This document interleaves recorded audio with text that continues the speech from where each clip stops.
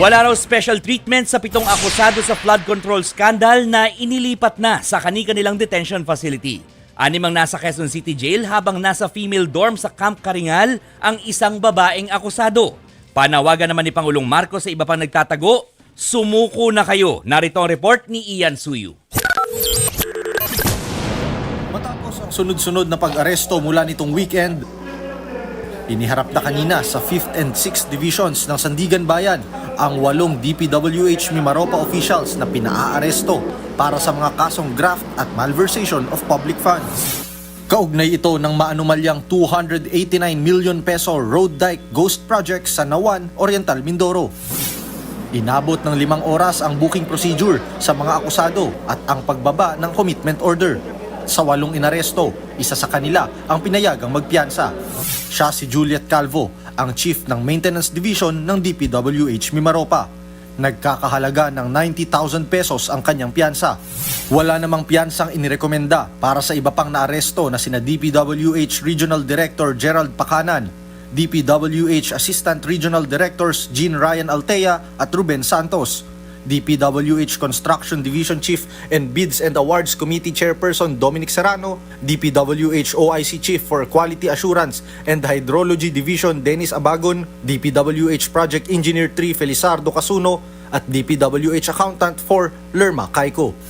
Sa Quezon City Jail Male Dormitory dinala ang 6 na lalaking suspect matapos maibaba ang commitment order mula sa Sandigan Bayan, habang sa female dorm ng Camp Karingal naman ang detention facility ni Caico.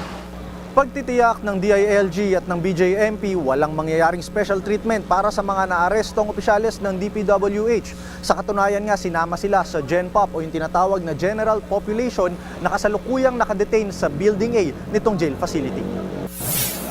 Mahigpit na ipinagbabawal ang paggamit nila ng gadgets, pero papayagan silang tumanggap ng bisita pero sa limitadong oras lamang. Kasama na lang mga regular na nakukulong dito sa Quezon City. As directed by Sandigan Bayan, dalhin sila rito, dinala namin dito, hindi ho namin hiniwalay ang tasking ng isang regular na nakakulong. Igising po sila sa umaga, take personal necessities, then kakain, then may sunning area po kami sa taas, pwede rin ho silang maglaro dyan ng whatsoever.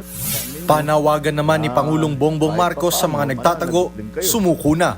Tandaan ninyo na kahit papaano mananagot din kayo kung kayo ay nagtatago ng isang fugitive from justice.